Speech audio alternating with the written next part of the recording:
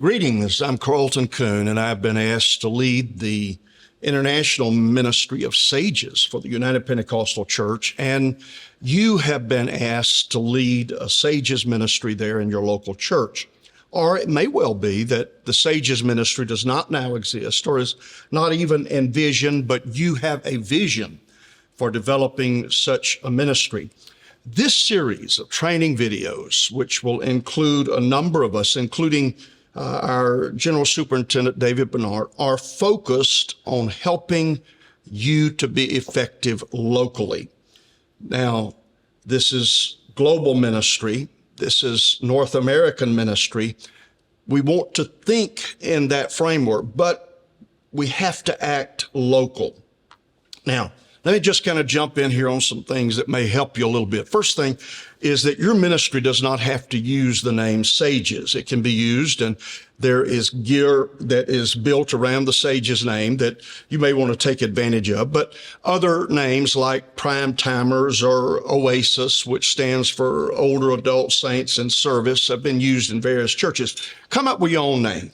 And to get interest, one of the things you might do is have a contest with those of the sage age voting on the name, or maybe just have a group of 5 people, including yourself and the pastor, pick one of those names. And that leads me to what is something of a leadership hint. Use every opportunity to put the sages concept in front of people. A contest like what I just described, where people put various names in, and then the people who are part of the Sages group make the decision. That gets buy-in, that gets an awareness. And then when it's presented to the group or when it's presented to the church, there is an awareness that's already been elevated.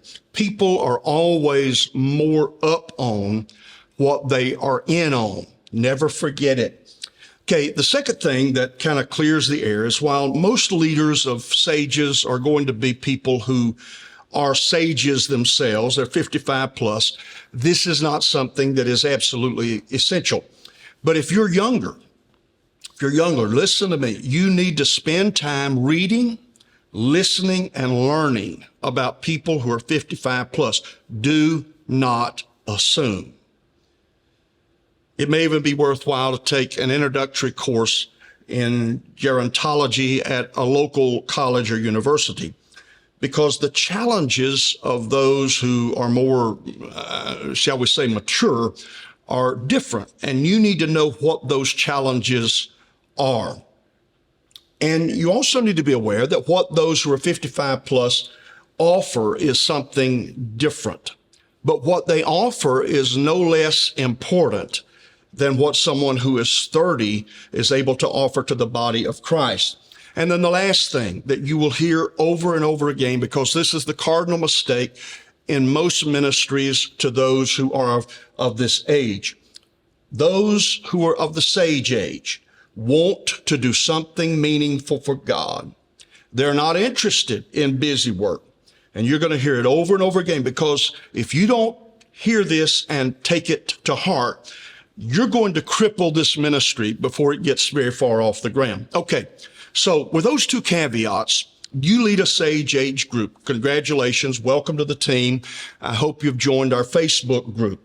The group that you have been asked to lead or to influence has potential beyond any of our imagination. The sky is the limit. Hopefully, you don't come into this needing to be sold on the significance of this group to do ministry. But for any who do not see the potential or the capability in what sages bring to the table, let me just kind of give you some things that we have that other folks don't have. Number one, we have experience. No, and I mean no 25-year-old has the experience of someone who is 70. And experience is an incredible teacher. Those of the sage age know things that younger people don't. Experience helps. Experience is wisdom lived out. Second thing that we have is an abundance of stories. Every born-again sage has a story of salvation. And those stories in themselves are amazing. But they also have stories of deliverance, of God's protection. They have stories about life itself. And every one of those stories is a parable that presents some measure of truth. And what's interesting is the arriving generations learn from stories, as opposed to the way I've often preached, which is Roman numeral 1, A, B, C, 1, 2, 3. Inside that, they learn from stories and parables, application of those stories. Third thing that we have that is a huge benefit, we've lived long enough to make a ton of mistakes. And one of the things that I've encouraged sages to do, and I want you to encourage your group to do as well, is to be transparent, to be real about both victory and defeat, about success and those moments when they were not successful.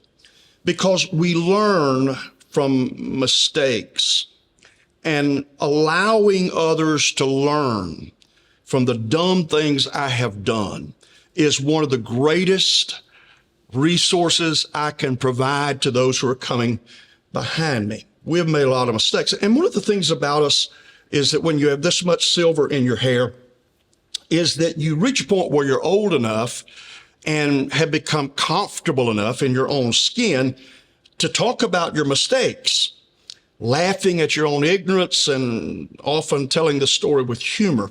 We have lots of mistakes to talk about. The fourth thing is this group, who you're leading, brings to the table stability and commitment. Many of these people have served God for decades. You can count on them. If you'll do a survey of your midweek service, a significant percentage of that audience is going to be over 55. And with this group, for the large part, if they say they're going to do, they do. You can count on them. And then finally, your sages have a lot of life ahead of them. Statistically, those who are 55, 60, 65 have many years ahead, as much as a third of their life. And so, contrary to our retirement-minded society that says this is the time to just sit down in the beanbag or just relax and take a year-long trip around the world about 20 times, I think we need to ask the question, is it pleasing to God for us to waste 15, 20, 25, 30 years of life? There's a lot of life still left in that 75-year-old who is pretty healthy. Now, I reiterate, those of the sage age, they want to do something for Jesus. They've worked for him. Many of them have served him so very faithfully.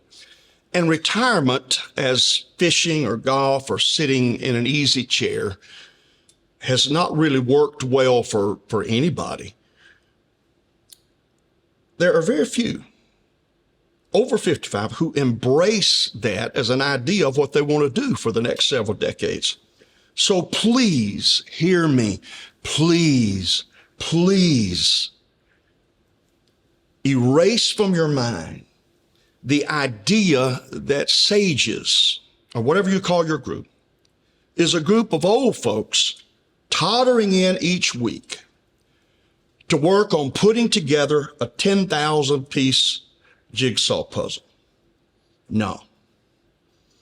For you to be effective, and we want you to be, you want to be, your pastor wants you to be, for you to be effective, you've got to lead sages in finding and doing things that matter. And you're going to discover that there is a world of opportunities for this group to serve. And of course, your group may already be doing meaningful things. And if so, I'd like for you to share them to me. My email address, sagesdirector@upci.org. It'll be in the show notes. Or you can put it in the UPCI Sages Facebook group, and pictures always help. And the reason I ask for that is because your idea and what you're doing may well prompt another leader of a group in another city to do something quite similar. UPCI Sages. My introduction in conversing about it with the general board was this: whether internationally or locally, This is ministry by those over 55 years of age, not to those over 55 years of age. Yeah, there are going to be events where sages are served, and we're going to do cruises, and there'll be a tour of Israel eventually. But from the outset, in your mind and in your local church ministry, focus on ministry by sages. Christ left us a ministry of reconciliation, and that job description has no age limit. To put it succinctly, sages is ministry by those 55 and up with a goal of evangelism and disciple making. And the training videos that we provide are going to include so much that will help. They're also going to include an assignment, almost everyone. First assignment is I want you to develop a list of those 55 plus who are in your church or who are closely connected with your church. Now, my definition of closely connected is that this is a person whose funeral would be preached by your pastor. And this group, those who are not serving God just now, but closely connected, they are the best prospects to become involved and engaged with your group early on. Okay? Please get this work done. It'll help us as we build towards something for the future. See you in a future video.